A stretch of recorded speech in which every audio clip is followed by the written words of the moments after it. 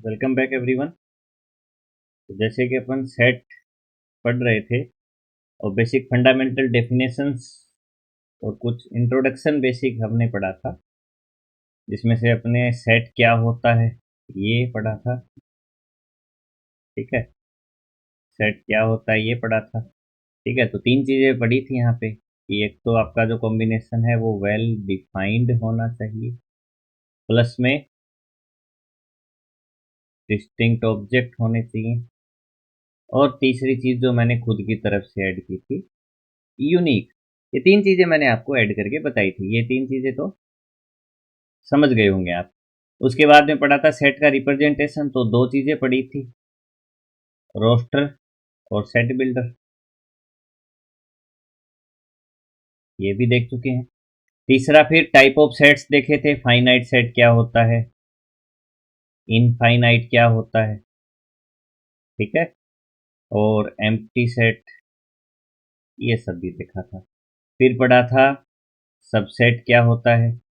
Subset के अंदर भी दो तरीके के सेट थे, प्रॉपर, इम्प्रॉपर। ठीक है, ये कुछ चीज़ें लास्ट लेक्चर में अपन देख चुके हैं। ठीक है, प्रॉपर इम्प्रॉपर, यूनिवर्सल सेट पढ़ा था, यूनिवर्सल सेट, ये सारी चीजें डेफिनेशंस मान सकते हैं कि मोटी मोटी देख चुके हैं।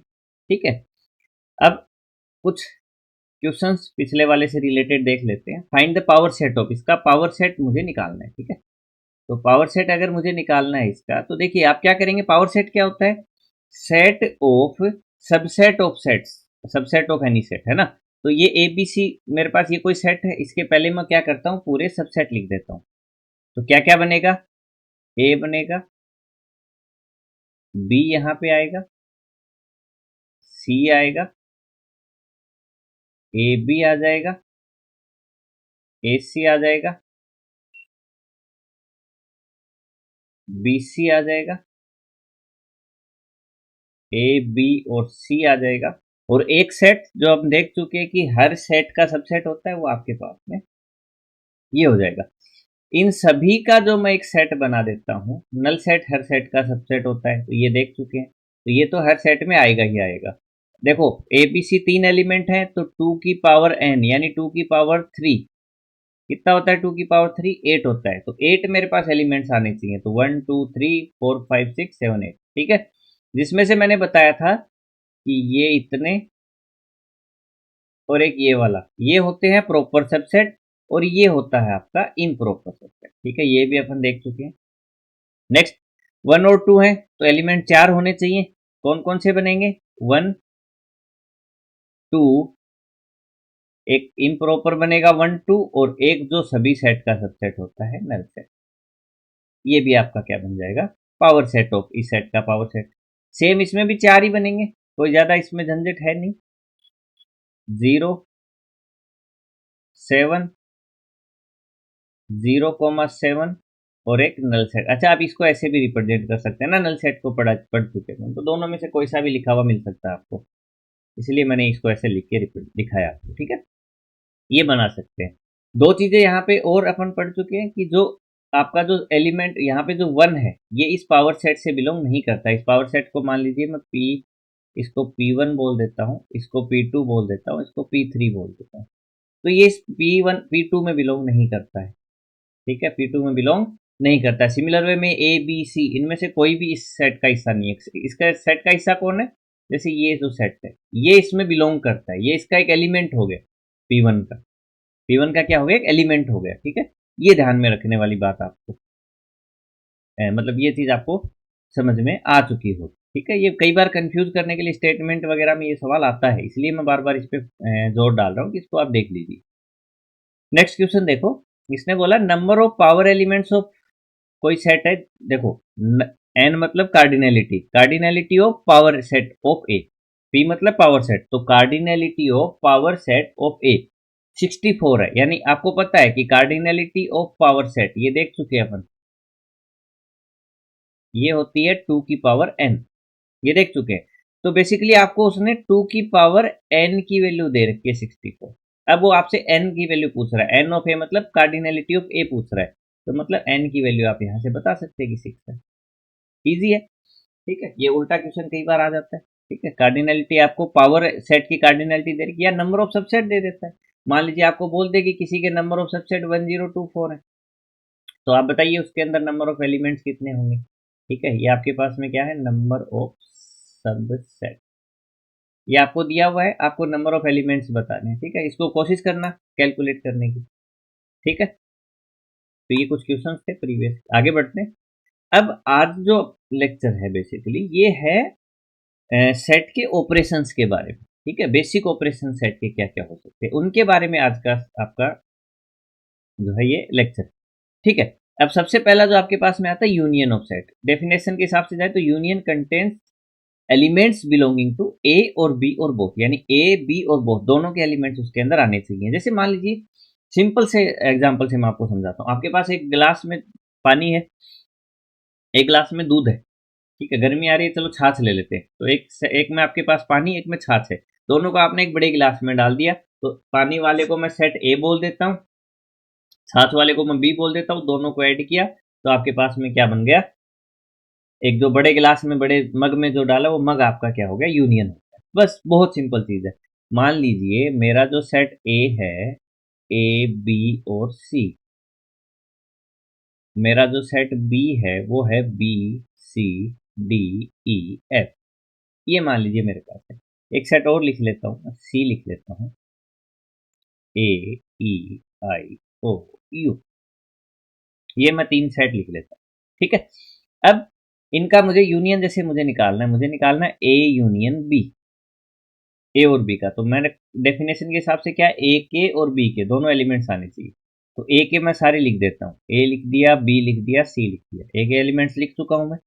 अब बी के एलिमेंट्स, तो देखो बी और सी लिखेंगे, लेकिन बी और सी ऑलरेडी आ चुके हैं, और सेट की डेफिनेशन ये बोलती है कि आपके जो एलिमेंट्स है वो डिस्टिंक्ट होने चाहिए, अलग अलग होने चाहिए, दोबारा नहीं लिख सकते बी सी। तो बी और सी ऑलरेडी आ चुके हैं, तो कौन कौन बच गया, डी बचा, ई बचा और एफ बचा। तो ऐसे करके आप क्या कर सकते हैं, यूनियन निकाल सकते हैं, जिसमें ए के भी एलिमेंट होंगे, बी के भी एलिमेंट। बहुत easy, easy as you like, ठीक है। ऐसे ही आप ए यूनियन सी निकाल सकते हैं। अगर मुझे ए यूनियन सी यहाँ पे निकालना है तो ए के एलिमेंट्स लिख दीजिए भाई, ए बी सी लिख दिए। सी के लिखेंगे तो देखो ए ऑलरेडी आ चुका है, तो आप क्या करेंगे, ई ले सकते हैं, आई ले सकते हैं, ओ ले सकते हैं और यू ले सकते हैं। तो इस तरीके से आप यूनियन निकाल सकते हैं। आप A union B union C भी निकाल सकते हैं, ऐसा जरूरी नहीं कि सिंगल का ही आप मतलब दो दो का ही यूनियन करें, 3 का भी यूनियन कर सकते हैं, ठीक है। उसके लिए अभी आगे बढ़ते हैं, देखिए। तो ये आपको समझ में आ चुका होगा। अब कुछ लॉज देखते हैं जो यूनियन को रिप्रेजेंट करते हैं। तो सबसे पहला लॉ जो मेरे पास यूनियन को रिप्रेजेंट करता है वो होता है आपका कम्यूटेटिव, कम्यूटेटिव लॉ। तो आपका कम्यूटेटिव लॉ आपको क्या कहता है कि ए यूनियन बी जो है वो इक्वल होगा बी यूनियन सी के, बस ये इतना ही है। ए यूनियन बी जो है, तो आप यहाँ पे देख लीजिए, ए यूनियन बी हमने निकाला था, मैं बी यूनियन ए निकाल देता हूँ। तो बी यूनियन ए बेसिकली मैं लिखने के लिए एक बार आपको बी के एलिमेंट्स पहले लिख देता हूँ। तो B C D E F, देखो B C D E F, B के एलिमेंट्स आ गए। अब ए के एलिमेंट्स ए आएगा। अब बी और सी ऑलरेडी आ चुके हैं, तो देखिए क्या ये दोनों बराबर नहीं है, क्या बराबर है ना भाई। देखो ऑर्डर कभी भी मैटर नहीं करता, ये मैं पहले भी आपको लास्ट लेक्चर में बता चुका हूँ, order doesn't matter. A B C लिखो चाहे सी ए बी लिखो चाहे कोई भी ऐसे, मतलब अगर एलिमेंट ए बी सी तीन ही है तो ऑर्डर कुछ भी हो वो इक्वल ही होंगे। तो बेसिकली ए यूनियन बी आपका इक्वल है बी यूनियन ए के, तो कम्यूटेटिव लॉ आपका बनता है। दूसरा आपके पास में जो लॉ आता है, ठीक है, वो आता है एसोसिएटिव। एसोसिएटिव एसोसिएटिव लॉ बोलता है कि ए यूनियन बी का यूनियन सी के साथ इक्वल होगा ए का यूनियन बी यूनियन सी के साथ। तो सिंपल कहना क्या चाहता है ये, कि अगर आप पहले ए और बी का यूनियन निकाल लें फिर उसका सी के साथ यूनियन निकाल लें, ठीक है, बाकी कोई फर्क नहीं पड़ता, ठीक है, वो बराबर होगा चाहे आप पहले बी का सी के साथ करके फिर ए के साथ निकालें, ठीक है। इसको मैं थोड़ा समझाने के लिए दोनों चीजें यहाँ पे निकाल के दिखा देता हूँ, ठीक है। तो यहाँ पे मैं निकालता हूँ, मान लीजिए ए यूनियन बी अपने पास है, अब मैं निकालता हूं ए यूनियन बी का यूनियन निकालता हूं सी के साथ, ठीक है।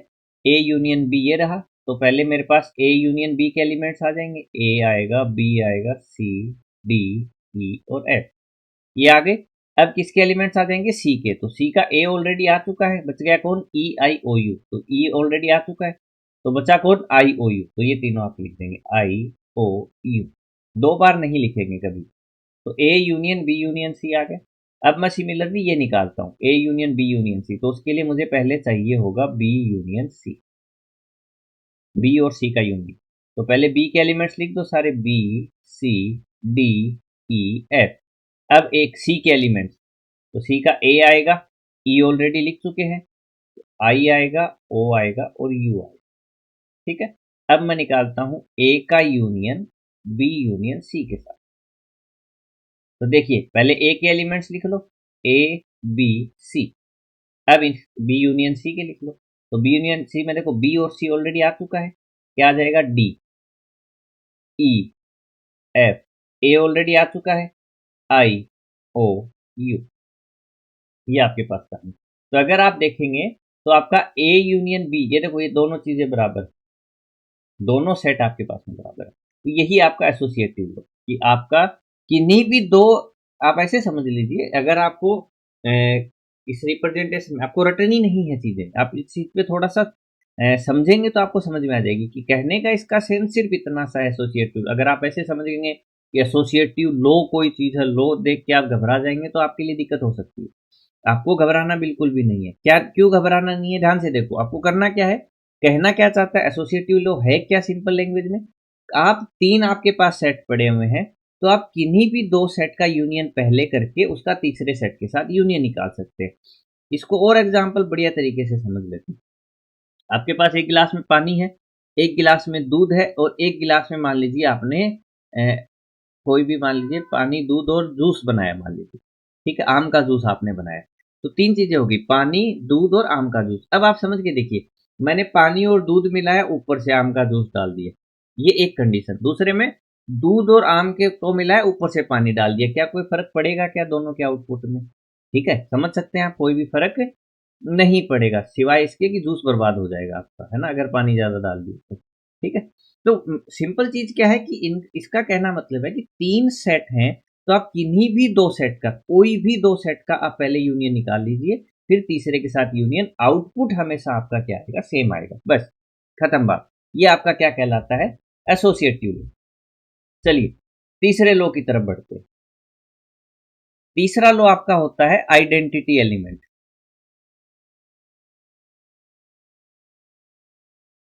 लो ऑफ आइडेंटिटी एलिमेंट, ठीक है। आइडेंटिटी एलिमेंट बेसिकली होता क्या है कि जैसे आप मल्टीप्लाई देखिए, आप किन्हीं में नंबर को मल्टीप्लाई करते हैं, आप यहां से समझ लीजिए ये चीज को, कि आप मल्टीप्लीकेशन देखिए, मान लीजिए मेरे पास 3 है, तो मैं 3 को अगर 1 से मल्टीप्लाई करता हूं तो 3 ही आंसर आता है। अगर आप 10 है उसको भी 1 से करेंगे तो 10 ही निकल के आएगा। तो बेसिकली 1 जो है वो आपका मल्टीप्लीकेशन का, मल्टीप्लीकेशन एक ऑपरेशन है, मल्टीप्लीकेशन का आइडेंटिटी एलिमेंट हो गया। सिमिलर वे में मुझे यूनियन के लिए एक ऐसा आइडेंटिटी एलिमेंट चाहिए जिसका कि यूनियन का ऑपरेशन जब करते हैं यूनियन, तो आपका सेम ही निकल के आए। तो वो आपको, अब यहाँ पे अगर आप वीडियो को थोड़ा सा पोज करके और सोचने की कोशिश करेंगे तो आप समझ पाएंगे। कोशिश करना कि क्या हो सकता है, ये बेईमानी नहीं करनी है इस चीज के साथ, ठीक है। अगर आप लिटरली 5 सेकंड 10 सेकंड वीडियो को रोक के और दिमाग थोड़ा जोर लगा के कि क्या हो सकता है यूनियन, अगर आपने पहले पढ़ा हुआ नहीं है, पढ़ा हुआ तो आपको याद होगा बेसिकली, तो अगर नहीं पढ़ा हुआ है तो आप इस चीज को थोड़ा सा गौर करके सोचिए कि क्या हो सकता है। इतने सारे टाइप के सेट पढ़ चुके हैं अपन। अब ये सिंपल बात है, जैसे नंबर का आइडेंटिटी एलिमेंट नंबर ही है, क्योंकि आप दो नंबर को ही मल्टीप्लाई कर सकते हैं, आप दो सेट का ही यूनियन कर सकते हैं, तो सेट का आइडेंटिटी एलिमेंट भी एक सेट ही होगा। तो आप जो टाइप्स ऑफ सेट पढ़े हैं अभी तक, उन सभी टाइप्स ऑफ सेट में जाके सोच के देखिए कि कौन सा आपके पास आइडेंटिटी सेट एलिमेंट हो सकता है, ठीक है। तो देखिए बहुत सिंपल है, अगर मैं किसी भी सेट ए का नल सेट के साथ, जिसमें कि कोई एलिमेंट ही नहीं है, अगर यूनियन करूंगा तो ए ही आएगा। भाई ये चीज मुझे नहीं लगता इतना कुछ टिपिकल इसमें है कि मुझे ज्यादा समझाना पड़े। कोई भी चीज है और कोई भी चीज नहीं है, दोनों को अगर मिला देंगे तो वही चीज बनेगी ना जो है, ठीक है। तो सिंपल सी बात है, तो ये आपका बन गया लो ऑफ आइडेंटिटी एलिमेंट, ठीक है, लो ऑफ आइडेंटिटी एलिमेंट। फिर आपके पास में आता है इंडेम्पोटेंट लो।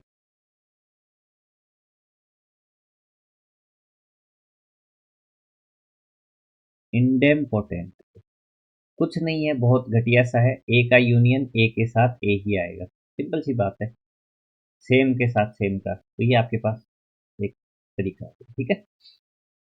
आगे बढ़ते हैं, देखिए, ठीक है। इंडेम्पोटेंट लो क्या होता है कि किसी भी सेट का, अगर मान लीजिए मेरे पास 1 2 3 कोई सेट है और दूसरा 1 2 3 कोई सेट है, अगर इन दोनों का यूनियन मुझे करना है तो सिंपल सी बात है 1 2 3 ही मेरा आउटपुट आएगा। 4 लो बेसिकली देख चुके, पांचवें लो की तरफ बढ़ते हैं। पांचवा जो लो मेरे पास आता है वो आता है law of universal set.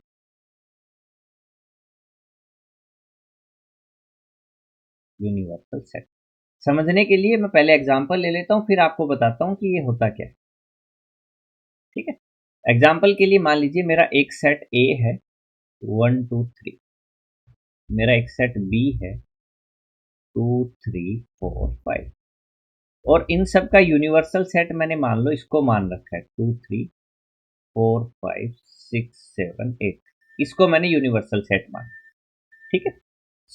Universal set की डेफिनेशन अपन देख चुके हैं कि जिसमें ए के भी एलिमेंट हो बी के भी एलिमेंट हो, तो ए और बी दोनों के लिए यूनिवर्सल सेट हो गया। अब अगर यूनिवर्सल सेट का लॉ क्या कहता है कि किसी भी सेट का यूनियन यूनिवर्सल सेट के साथ हमेशा वही सेट, सॉरी, हमेशा यूनिवर्सल सेट ही आएगा, हमेशा यूनिवर्सल सेट, ये आपका लॉ ऑफ यूनिवर्सल सेट, बहुत सिंपल। एग्जाम्पल के लिए ए यूनियन यू में निकालता हूं तो ए के एलिमेंट्स आएंगे 1 2 3, अब किसके आएंगे यूनिवर्सल सेट के, तो 1 2 3 ऑलरेडी मैं लिख चुका हूं, तो क्या आएगा 4 5 6 7 और 8, easy, easy as you like, है ना। तो सिंपल सी चीज है, ए के जो एलिमेंट है वो यू, क्योंकि यूनिवर्सल सेट में, अच्छा यहाँ पे आप एक और चीज रिप्रेजेंट कर सकते हैं, इसी लो को थोड़ा सा अगर बढ़ा के लिखना चाहें, एक इंपॉर्टेंट नोट अगर लिखना चाहें, ठीक है, तो आप यहाँ पे ये भी चीज भी लिख सकते हैं।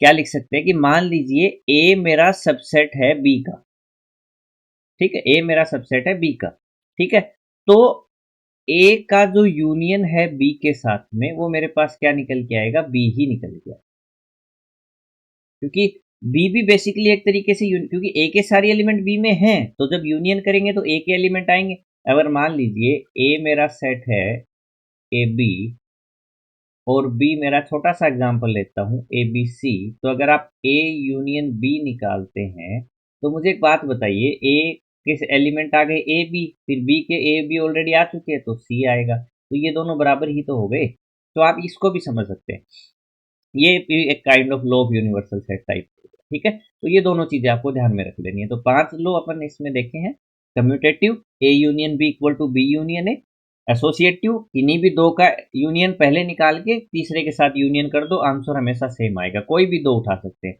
आप, उसमें पहले ए यूनियन सी भी उठा सकते हैं, कोई फर्क नहीं पड़ता। फिर तीसरा आपने आइडेंटिटी का पढ़ा है, चौथा आपने इंडिपोर्टेंट जो कि बेकार सा है, पांचवा यूनिवर्सल सेट वाला, ये थोड़ा ध्यान रख लेना, ये काम आता है, ये इंपॉर्टेंट, ये दोनों पॉइंट्स आप थोड़े ध्यान रख लें, ठीक है। चलिए आगे बढ़ते हैं, ए यूनियन बी निकाल चुके हैं, ठीक है, कर लीजिएगा।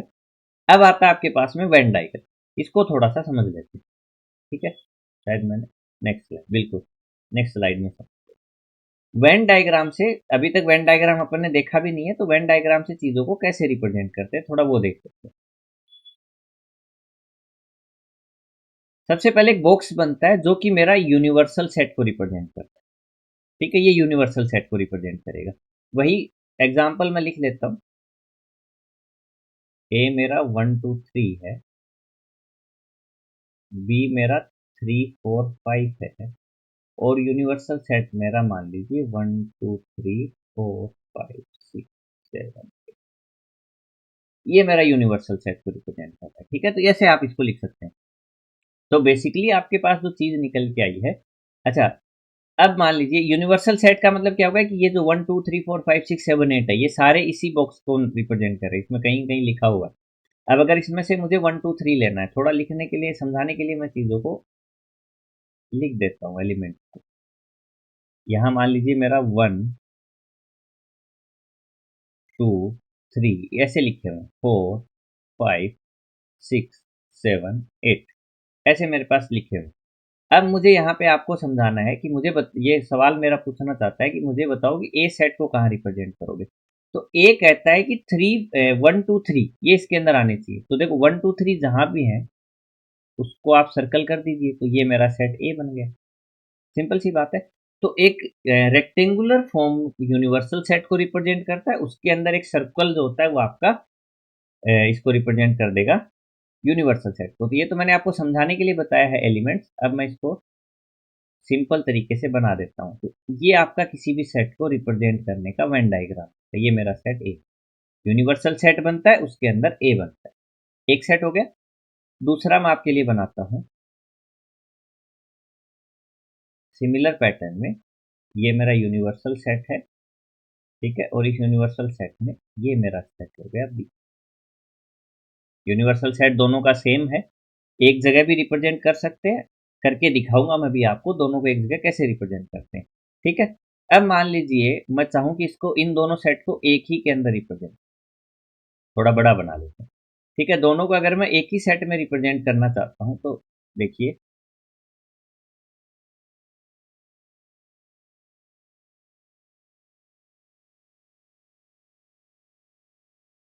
ये एक सेट हो गया,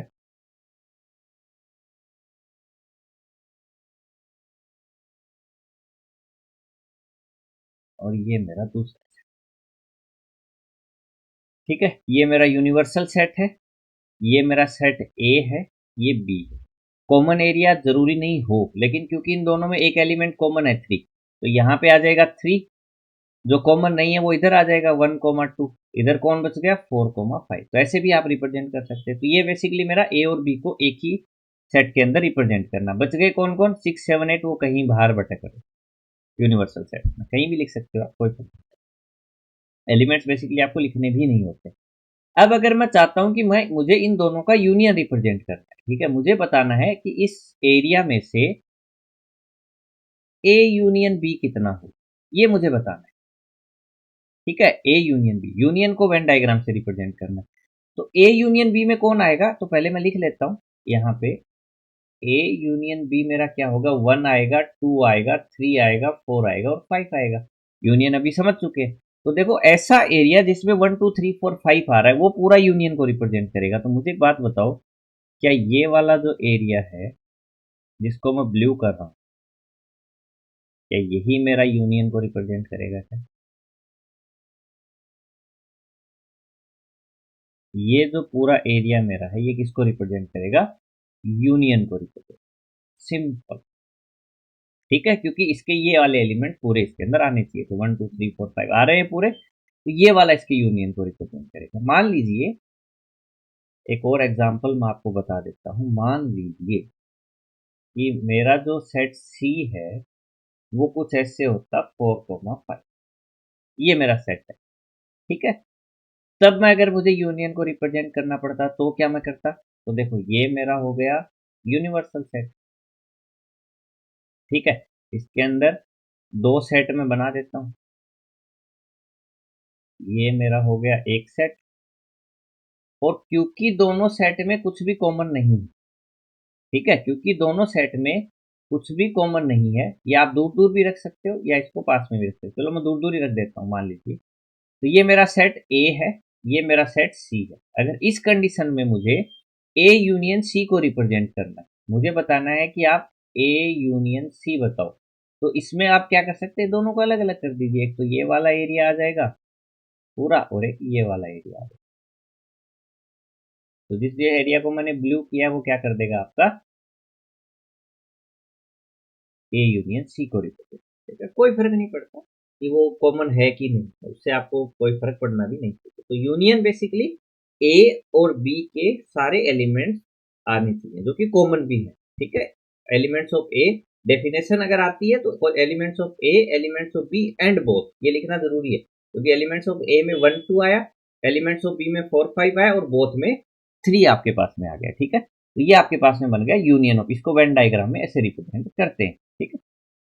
चलिए नेक्स्ट आपके पास में आता है इंटरसेक्शन ऑफ सेट, इसको पढ़ते हैं। तो intersection contents common elements of set, वही सेम एग्जांपल लेता हूं। ए में है मेरे पास 1 2 3,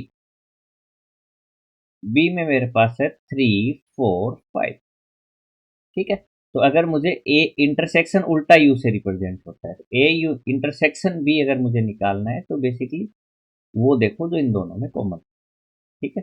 अगर मैं वहीं सी भी लिख लेता हूं जो पिछले एग्जांपल में लिया था 4 5, और मुझे निकालना है ए इंटरसेक्शन सी, तो मुझे बताओ सोच के कि क्या इन दोनों में कोई चीज कॉमन है क्या, ठीक है। मुझे आप इसमें देख के बताओ कि क्या कोई चीज इन दोनों में कॉमन है क्या। तो आप बेसिकली देख सकते हैं ए और सी में कुछ भी कॉमन नहीं है, तो आपका क्या बन जाएगा, नल सेट, ठीक है। नल सेट आपके पास में आ जाएगा। तो ये आपका हो गया intersection of the two sets, ठीक है।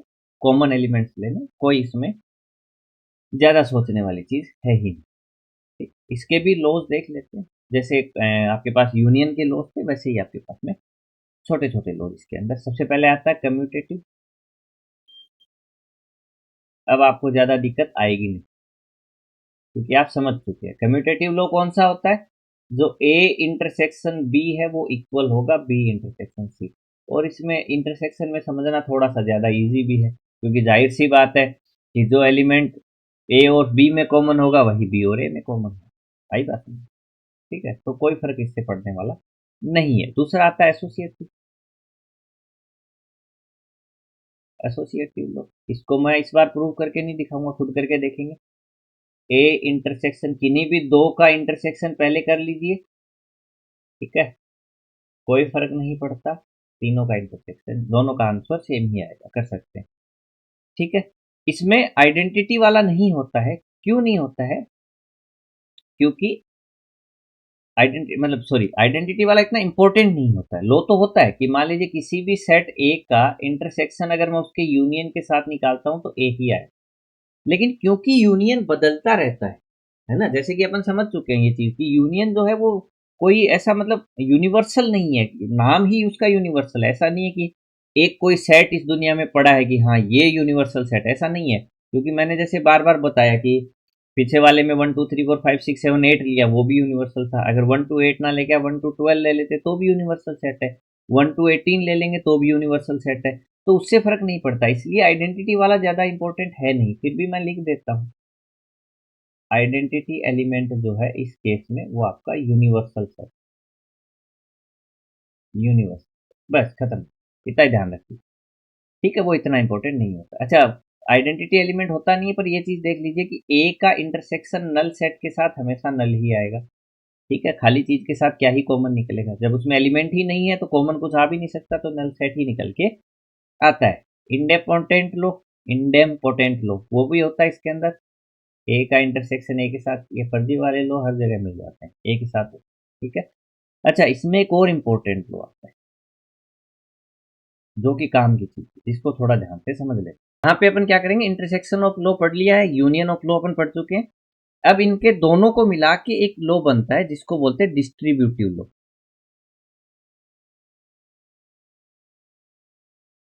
डिस्ट्रीब्यूटिव लो, इसको थोड़ा ध्यान से समझ लो, है ना। कहना क्या चाहता है, पहले मैं दोनों इसका दो बेसिकली इसके लॉज होते हैं, दोनों को मैं रिप्रेजेंट लिख देता हूं, उसके बाद समझते हैं कि ए का यूनियन अगर बी इंटरसेक्शन सी के साथ करो तो ये इक्वल हो जाएगा ए का यूनियन बी के साथ, ए का यूनियन सी के साथ और इन दोनों का इंटरसेक्शन, ठीक है। दूसरा मेरे पास जो यहाँ पे कंडीशन है कि अगर मुझे ए का इंटरसेक्शन करना हो बी यूनियन सी के साथ, तो मैं क्या लिख सकता हूं, ए का इंटरसेक्शन बी के साथ, ए का इंटरसेक्शन सी के साथ और इसका यूनियन, ठीक है। ये दो मेरे पास डिस्ट्रीब्यूटिव लॉज होते हैं। इसको समझने के लिए मैं एक एग्जांपल आपको समझाता हूँ कि मैथ में अपन पढ़ते थे कि मान लीजिए मुझे लिखा है 2 × 3 + 5, ये आपके पास लिखा हुआ है 2 × 3 + 5, तो ये क्या बन जाएगा 2 × 3 + 2 × 5। तो ये आपके पास मल्टीप्लीकेशन और एडिशन का क्या बन जाता था, डिस्ट्रीब्यूटिव लॉ। हालांकि हम डिस्ट्रीब्यूटिव लॉ के नाम से ध्यान नहीं रखते थे, पर जो चीज मैं यहाँ बताना चाहता हूँ कि जो लॉ अपने को पता है, ठीक है, चीजें वही हैं घूम फिर के, बस नाम नए नए आ जाते हैं तो अपन थोड़ा सा कंफ्यूज हो जाते हैं, इसलिए कंफ्यूज ना करने के लिए मैंने समझाया, इसी को डिस्ट्रीब्यूटिव लॉ बोलते हैं बेसिकली। वो यूनियन की फॉर्म में आ गया, एबीसी कुछ नाम आ गए नंबर्स की जगह पे, तो थोड़ा कंफ्यूज होने की जरूरत आपको है नहीं।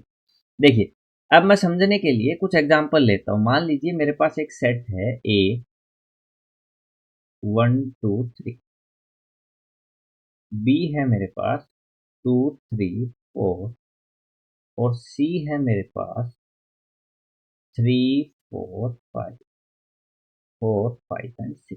ये मेरे पास तीन सेट है।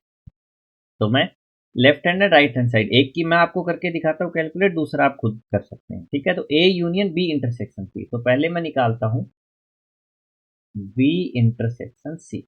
दोनों का इंटरसेक्शन करेंगे तो क्या आएगा, कॉमन कौन है, 3 है और 4, खत्म। दूसरा फिर मुझे क्या करना है, ए का यूनियन निकालना है बी इंटरसेक्शन सी के साथ, ध्यान दीजिए। तो मुझे क्या करना है, ए का यूनियन निकालना है बी इंटरसेक्शन सी के साथ।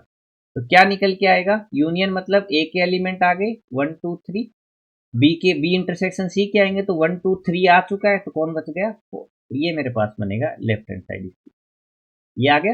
अब राइट हैंड साइड के लिए मुझे क्या निकालना है, ए यूनियन बी और ए यूनियन सी। तो देखो मैं यहाँ लिखता हूँ ए यूनियन बी, ए और बी का यूनियन निकालेंगे। ये चीज आप आराम से कर चुक सकते हैं क्योंकि ए यूनियन बी अपन देख चुके हैं। ए यूनियन सी निकालेंगे तो ये मेरे पास क्या बन जाएगा, ए और सी का। तो देखो ए के एलिमेंट आ गए 1 2 3, अब सी के एलिमेंट 3 आ चुका है, तो कौन बच गया 4 5 6। अब मुझे करना क्या है, ए यूनियन बी का इंटरसेक्शन करना है ए यूनियन सी के साथ, ठीक है।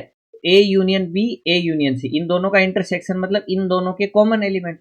कॉमन एलिमेंट कौन कौन है, 2 है बिल्कुल, 3 है 4 है 1 भी है, ठीक है। तो 1 2 3 4, 1 2 3 4, क्या ये दोनों बराबर हैं, बिल्कुल है। इसका मतलब डिस्ट्रीब्यूटिव लॉ आपका क्या करता है, जस्टिफाई करता है चीजों को, ठीक है। ये एग्जाम्पल की हेल्प से अपन ने एक चीज को समझा है, तो ये ध्यान रख लेना, डिस्ट्रीब्यूटिव लॉ बहुत इंपॉर्टेंट है, ठीक है।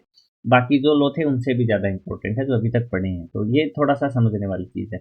सेम इसी एग्जाम्पल की हेल्प से आप इसको भी प्रूव कर सकते हैं, कोशिश कर कीजिएगा, हो जाएगा, ऐसा कोई हार्ड टास्क है नहीं, ठीक है।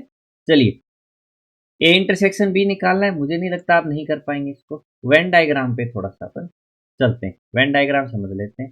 वैसे तो मैं आपको समझा चुका हूं, अब इस केस में हमें क्या करना है, इंटरसेक्शन निकालना है। तो सेम एग्जांपल मैं पहले लिख लेता हूं, ए मेरा सेट है 1 2 3, बी मेरा सेट है 3 4 5, इन दोनों का मुझे इंटरसेक्शन वेन डायग्राम में रिप्रेजेंट करना है।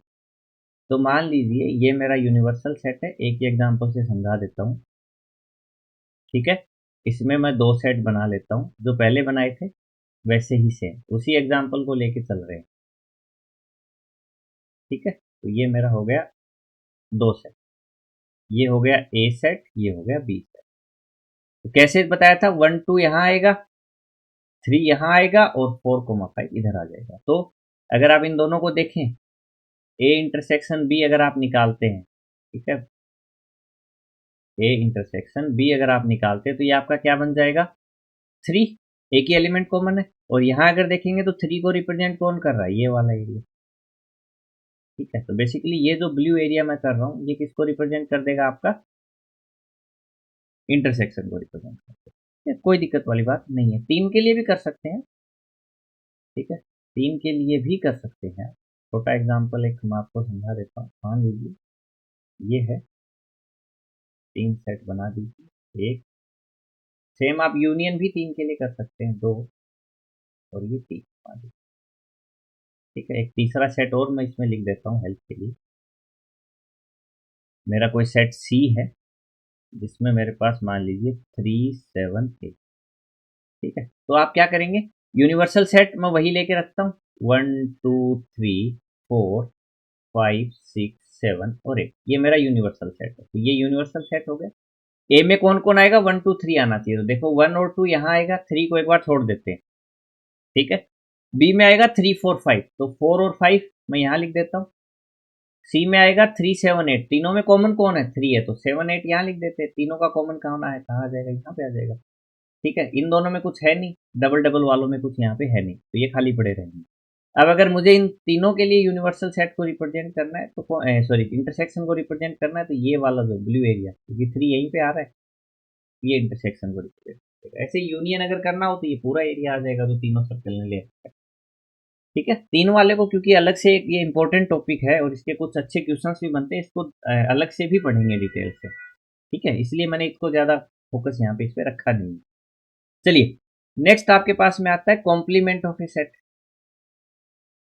कॉम्प्लीमेंट ऑफ ए सेट तो बेसिकली इसको रिप्रेजेंट करते हैं ए डैश से। तो ये वो एलिमेंट होते हैं यूनिवर्सल सेट के जो ए में नहीं होते। एग्जाम्पल, ए मेरा 1 2 3 था, यूनिवर्सल सेट मेरा 1 2 3 4 और 5, छोटा ही ले लेते।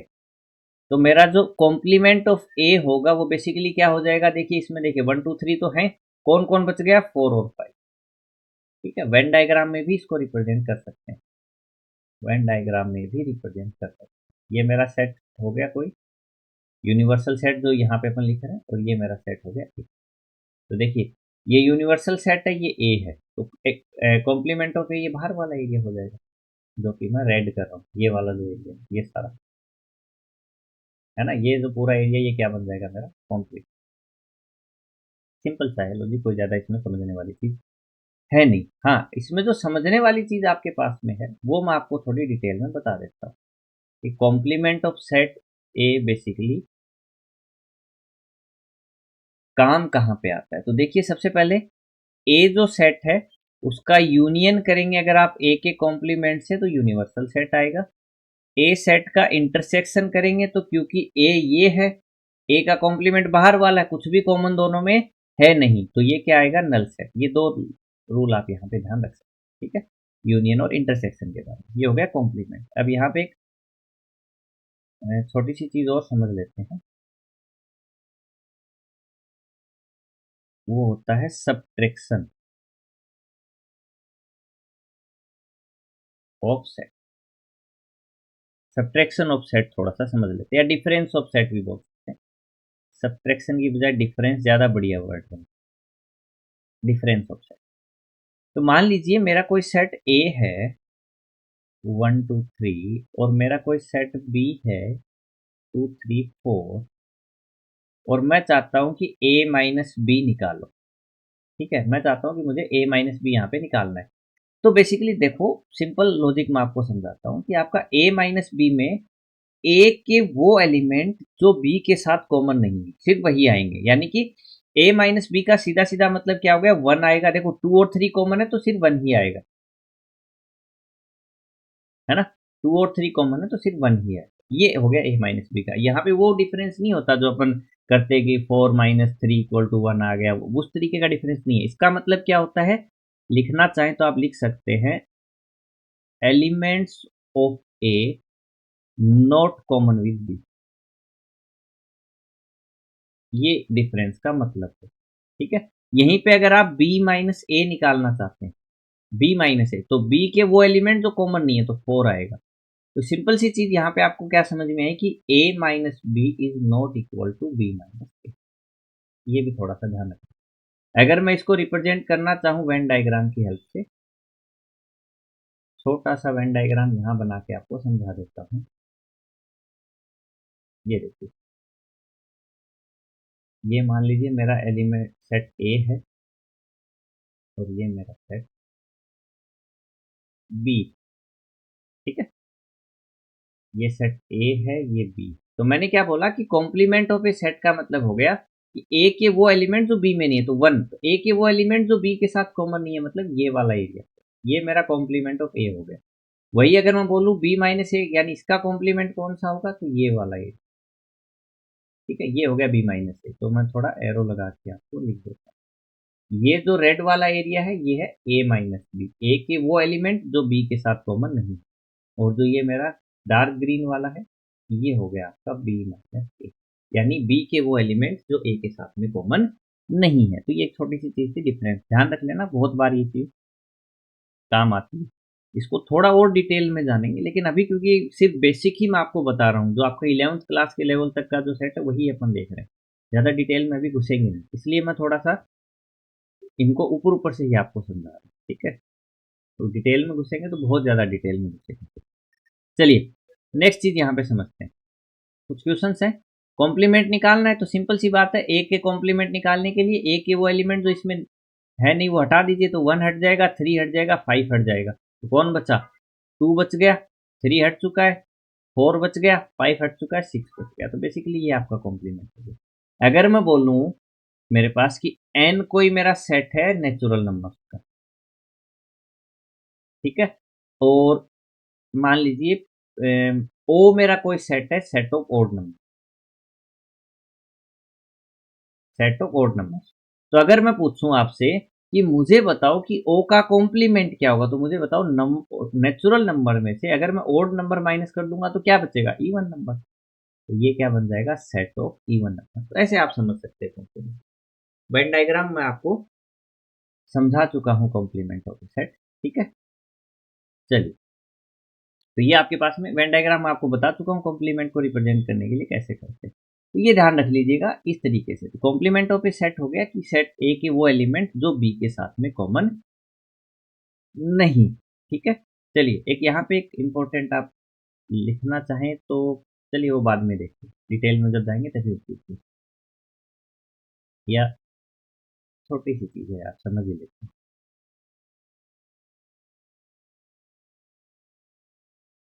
एक काम की चीज़ है, नेक्स्ट स्लाइड शायद 3 इसी में समझा, बहुत ज़्यादा इम्पोर्टेंट भी नहीं बोलेंगे पर ठीक है। डिसजॉइंट सेट क्या होता है?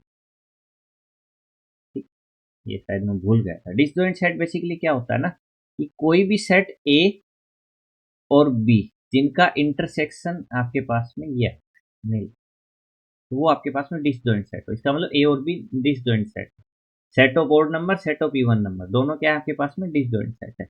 एक क्वेश्चन मेरा यहाँ पे है, सोच लीजिएगा इसको, आपके लिए छोड़ रहा हूँ मैं इसको, ठीक है। ए मेरा जो है वो है सेट ऑफ इवन नंबर, और बी मेरा जो है वो है सेट ऑफ प्राइम नंबर।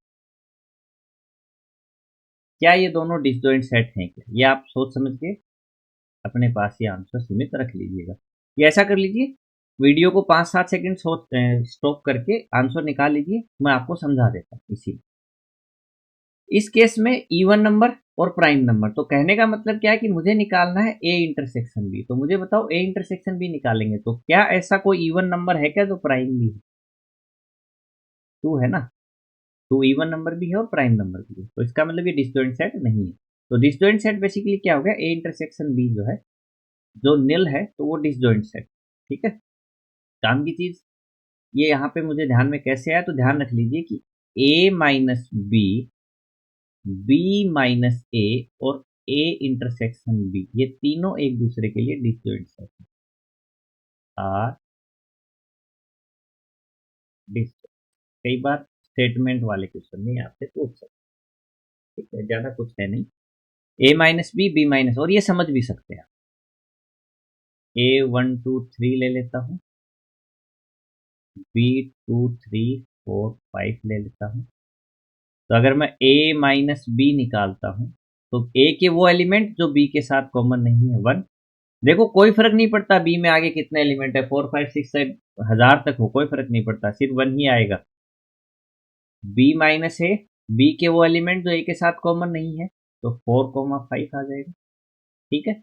और a इंटरसेक्शन b यानी दोनों में जो कॉमन है, तो दोनों में कॉमन कौन हो गया? 2 और 3। तो आप देखेंगे तो तीनों में देखो ये और ये तीनों में कुछ भी कॉमन नहीं, यानी तीनों क्या हो गए? डिसजॉइंट सेट हो गए, ठीक है। तो ये आप सब चीज ध्यान में रख सकते हैं, डिसजॉइंट सेट, ठीक है। चलिए नेक्स्ट आपके पास आते हैं डी मॉर्गन्स लॉ, इंपॉर्टेंट है।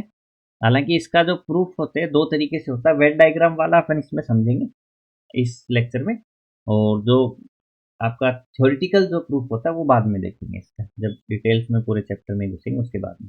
तो इसका कहने का मतलब क्या है कि ए यूनियन बी का जो कॉम्प्लीमेंट होता है वो ए इंटरसेक्शन बी के कॉम्प्लीमेंट के बराबर होता है, ए और बी के कॉम्प्लीमेंट के इंटरसेक्शन के बराबर होता है, ठीक है। ए इंटरसेक्शन बी का जो कॉम्प्लीमेंट होता है वो ए के कॉम्प्लीमेंट और बी के कॉम्प्लीमेंट की यूनियन के बराबर। ये लो है छोटे छोटे पर है बहुत काम के। देखो मैं इसको आपको वेन डायग्राम से समझाता हूँ। और एक एग्जाम्पल भी ले लो।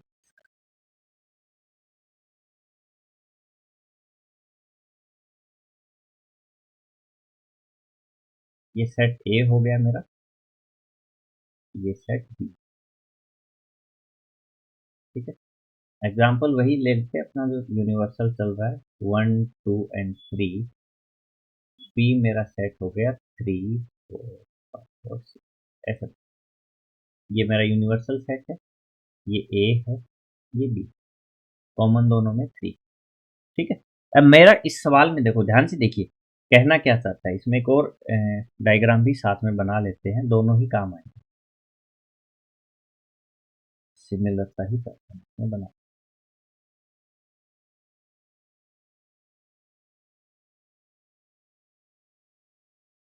दोनों सेम ही चीज बता रहे हैं अभी तक। ये ए है, ये बी है, और इनका कॉमन 3 है। ठीक है, यहाँ पे 1 2 है, 3 आ गया कॉमन, 4 5 6 यहाँ पे है, 1 2 है 4। ये लिखने के लिए मैं इसलिए बता रहा हूँ कि ये सेम ही चीज को रिप्रेजेंट कर रहा है। अब देखिए, पहले मैं लेफ्ट हैंड साइड बताता हूँ। मुझे करना है ए यूनियन बी का कॉम्प्लीमेंट। तो आपको पता है ए यूनियन बी मतलब इन दोनों सर्कल द्वारा लिया गया पूरा एरिया, जो दोनों सर्कल के अंडर में जो एरिया है पूरा, उसका कॉम्प्लीमेंट मुझे करना है। तो उसका कॉम्प्लीमेंट करने का मतलब बेसिकली क्या होगा कि ये बाहर वाला एरिया है। ठीक है, यही तो आएगा ए यूनियन बी। देखो मैं समझा देता हूँ, ये वाला जो एरिया है जिसको मैं व्हाइट कलर से कर रहा हूँ, ये मेरा हो गया ए यूनियन बी। ये जो मेरा एरिया है, ये रिप्रेजेंट कर रहा है ए यूनियन बी को। ठीक है, अब बाहर वाला जो एरिया है, तो कॉम्प्लीमेंट का मतलब क्या होगा कि यूनिवर्सल के वो एलिमेंट जो इसमें नहीं है। तो ए यूनियन बी का कॉम्प्लीमेंट निकालने का मतलब क्या होगा, ए यूनियन बी को छोड़ के बचा हुआ। ए यूनियन बी को छोड़ के जो आएगा वो तो मेरे पास बाहर वाला एरिया ही आएगा ना, ये वाला है ये। तो ये बेसिकली मेरे पास क्या बन जाएगा, ये बन गया मेरे पास में ए यूनियन बी का कॉम्प्लीमेंट। अब चलते लेफ्ट हैंड साइड। यहाँ पे तीनों चीजों को ध्यान से समझो। इसमें क्या करना है, ए का कॉम्प्लीमेंट। तो देखो ये मेरा सेट ए है, ए का कॉम्प्लीमेंट मतलब ए को छोड़ के बचा हुआ पूरा। तो मैं लाइनें बना देता हूं, ध्यान से समझते जाइएगा मैं जो समझाना चाह रहा हूँ। ये वेन डायग्राम का रिप्रेजेंटेशन अगर आप बोर्ड वगैरह में है तो काम आता है आपके, कंपटीशन में इतना यूजफुल नहीं है। तो ड्राइंग गंदी हो फिर ड्राइंग करनी पड़े तो ज़्यादा जोर आता है। ए का कॉम्प्लीमेंट ये सारा ही आएगा,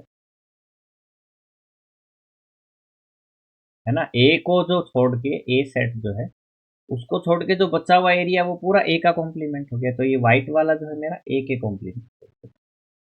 अब मैं निकालता हूँ बी का कॉम्प्लीमेंट, वो भी चाहिए आपको भाई। राइट हैंड साइड में आपको ए का कॉम्प्लीमेंट और बी का कॉम्प्लीमेंट। तो बी का कॉम्प्लीमेंट कौन सा आएगा, तो ध्यान से देखो, बी जो सर्कल है उसको छोड़ के जो आएगा, तो जो मेरी रेड वाली लाइन है ये रिप्रेजेंट कर रही है बी के तरफ।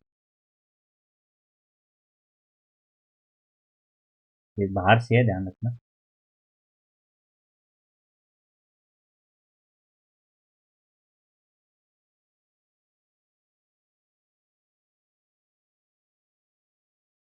क्या, चलिए, ये मेरा बी के कॉम्प्लीमेंट को रिप्रेजेंट कर रहा है। अब इन दोनों का इंटरसेक्शन का मतलब क्या हो गया, इन दोनों का कॉमन एरिया। तो मैं कॉमन एरिया को रिप्रेजेंट करने के लिए कलर कौन सा यूज लें, ग्रीन ले लेते हैं। ठीक है, अब देखिए क्या आपको रेड और व्हाइट का कॉमन एरिया नजर आ रहा है। ठीक है, तो रेड और व्हाइट का जो कॉमन एरिया है वो निकालने के लिए मैं क्या करता हूं, थोड़ा सा देखिए, ध्यान से समझिए। ये जो एरिया है मेरे पास, इसमें भी कॉमन नहीं है ना। इसमें दोनों कॉमन नहीं है, इसमें सिर्फ रेड लाइनें आ रही हैं इस वाले एरिया में। और ये जो मेरा एरिया है इसमें सिर्फ व्हाइट लाइन आ रही है बी के अंदर, है ना। इसके अंदर क्या आ रही है, सिर्फ व्हाइट लाइनें आ रही हैं। तो इन दोनों को ही क्या कर दो आप, ये लो ढक दो। तो क्या मुझे एक बात बताओ, इन दोनों को जो छोड़ के, जो ग्रीन वाला एरिया इसको छोड़ के जो मेरे पास एरिया बच गया है, अगर मैं उसको ब्लू करना चाहूँ ब्लू से रिप्रेजेंट करना चाहता हूं मैं कौन से एरिया को, जो कि दोनों के लिए। तो मुझे बताओ क्या ये वाला जो एरिया है, ये जो बाहर वाला एरिया है आपके पास में, ये वाला, क्या ये आपका राइट हैंड साइड को रिप्रेजेंट करेगा क्या? अरे आई क्या बात समझ में? भाई सिंपल सी बात है। तो ये वाला जो मेरा एरिया है ब्लू वाला, क्या यही मेरा ए का इंटरसेक्शन, ए का कॉम्प्लीमेंट और बी के कॉम्प्लीमेंट के इंटरसेक्शन को रिप्रेजेंट करेगा? तो क्या दोनों में ब्लू एरिया जो वो कॉमन है क्या? इसका मतलब डी मॉर्गन्स फर्स्ट लॉ जो है वो आपका वेन डायग्राम से रिप्रेजेंट। अब इसको वेन डायग्राम के साथ से तो हो गया, एक बार मैं इसको आपको एग्जाम्पल से और समझा देता हूँ। ए मेरा कोई सेट है 1 2 3, बी मेरा सेट है 3 4 5 और 6, और इन दोनों का जो यूनिवर्सल मैंने लिया है वो लिया है 1 2 8 5 6 7 8। डी मॉर्गन्स के फर्स्ट लॉ को एग्जाम्पल से समझा रहा हूँ।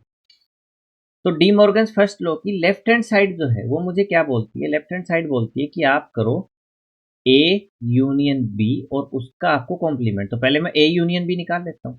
तो दोनों का यूनियन करूंगा तो मेरे पास क्या आएगा? 1 आएगा 2 आएगा 3, ए के सारे एलिमेंट आ जाएंगे। उसके बाद में बी के एलिमेंट 3 आ चुका है, 4 5 और 6 ये आ जाएगा। अगर मैं इसका कॉम्प्लीमेंट निकालता हूं तो कॉम्प्लीमेंट का मतलब क्या हो गया कि ए यूनियन बी के वो एलिमेंट जो यूनिवर्सल में नहीं है वो हटा, वो आ जाएंगे। तो यूनिवर्सल में 1 2 3 4 6 तक तो आ गया, कौन बचा? 7 और 8। तो ये तो मेरी लेफ्ट हैंड साइड आ गई, ये है मेरी एल एच। अब चलते हैं राइट हैंड साइड में। तो राइट हैंड साइड में मुझे पहले चाहिए ए का कॉम्प्लीमेंट, निकाल लो भाई। ये ए है, ये यूनिवर्सल है, एक वाले छोड़ दो 1 2 3, तो ए का कॉम्प्लीमेंट क्या आ जाएगा? 4 5 6 7 8। ठीक है। बी का कॉम्प्लीमेंट निकालो, तो बी का कॉम्प्लीमेंट क्या हो जाएगा? बी के एलिमेंट हटा दो, 3 4 5 6 छोड़ दो, तो क्या आएगा? 1 2 7 और 8। और राइट हैंड साइड के लिए आपको क्या करना है? इन दोनों का इंटरसेक्शन करना है। ध्यान रख लेना साइन बदल जाते हैं। यहाँ अंदर यूनियन है तो राइट हैंड साइड में इंटरसेक्शन आ जाता है, अंदर इंटरसेक्शन है तो राइट हैंड साइड में यूनियन। ये याद रखने का तरीका है। इन दोनों का इंटरसेक्शन मतलब कॉमन एलिमेंट, तो मुझे तो 7 और 8 ही दिख रहे हैं भैया। तो क्या यही मेरा आर एच एस हो गया क्या? L H S equal to R H S. ऐसे भी आप इस चीज को समझ, ठीक है।